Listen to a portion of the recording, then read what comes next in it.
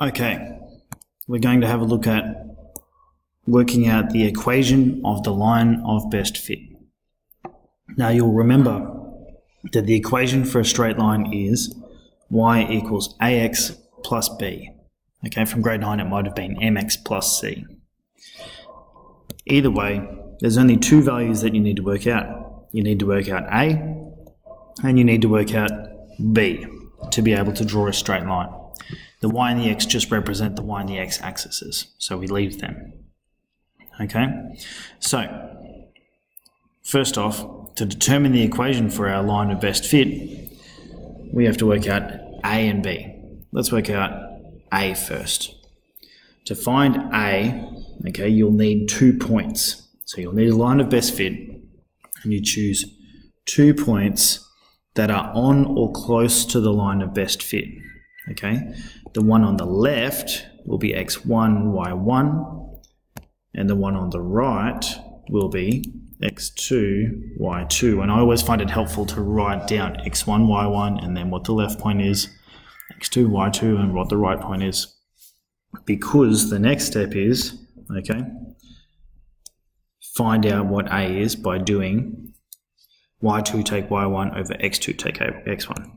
And if you remember, that's just finding out the gradient. Okay, you're doing the rise over the run. Once you've done that, okay, then you can find out what b is, okay, because you'll need a. You'll use that formula there. And then all you do is, once you've found out what a and b are, you sub them into the format y equals ax plus b. So let's go and have a look at an example 1. Okay, draw a scatter plot for the following data. Here's our data. Okay, I've drawn the scatter plot already. Okay, it's missing a line though. I've worked out what the mean is, so we're going to put the mean point onto our graph and draw the line of best fit. So our mean is 8.9 and 556, so I'm going to go to 8.9 and up to 56, and it's about there. Then I'm going to get my ruler and I'm going to put it on the mean point so that about half the data is above the line and half the data is below the line. So let's go 1, 2, 3, 4. That's not enough. Come on, move. 1, 2, 3, 4, 5, 6 on the line, and 1, 2, 3, 4, 5, 6 off the line. I think I might just need to tweak it just a touch that way.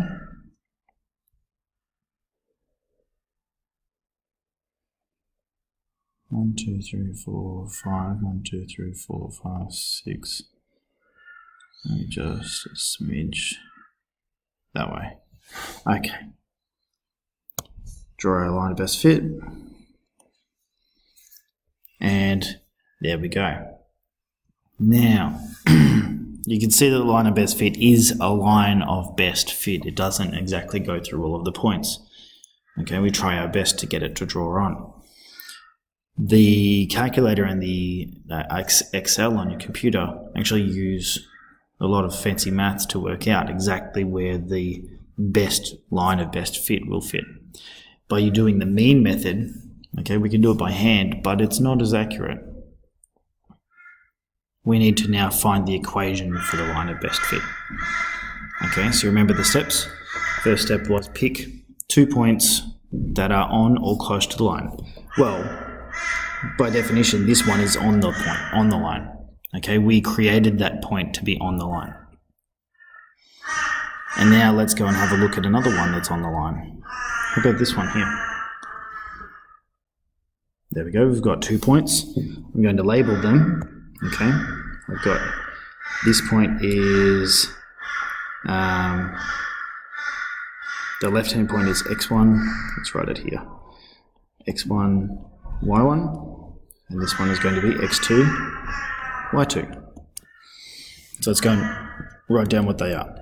x1, y1 is the point, and we'll go up to our data to make sure we got it. It's going to be a 7, and it's 66, this one here.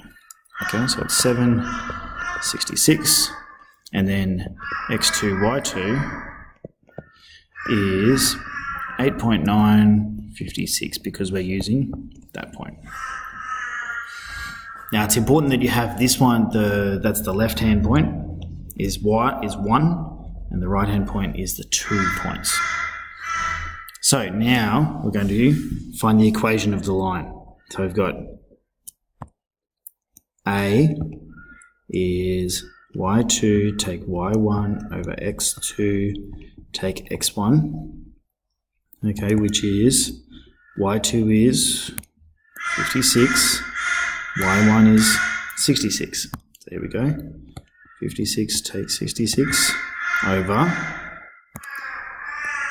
x2, 8.9 take 7.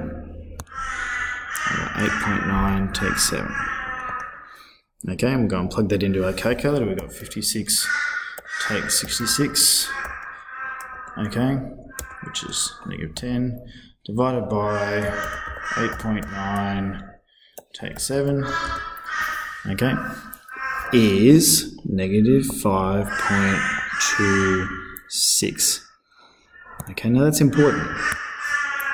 This negative, that tells us that the gradient of the line is going downwards, like that, okay, and we can see that that matches our scatter plot, so we're on the right track. Now, we've got A, so now we can find out what B is. Okay, if we go back to our formula up top, okay, B is y1 take A x1. Okay, so y1 take A x1 equals, what was y1? Y1 was 66.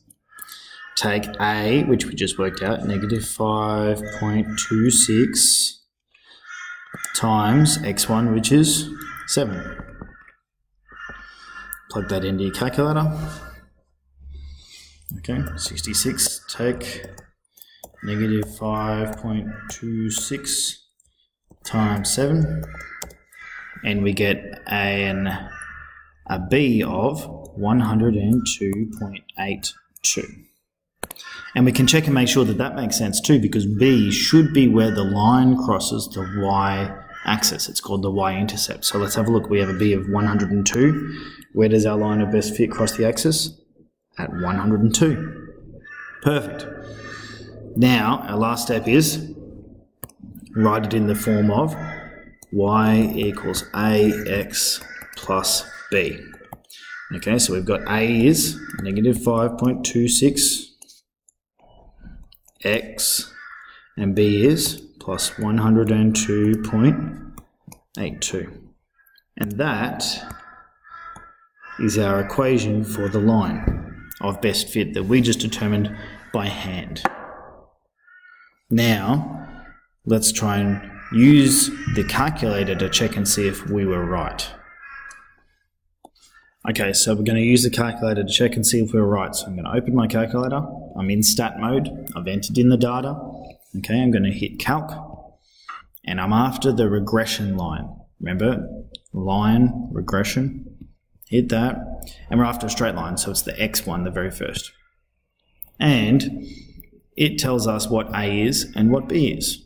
Okay, now our calculator tells us that the equation is, and I'll just write it down here in red, it says that the equation is y equals -4.65 x, 4.66, sorry, because that's rounded up, x plus 97.69.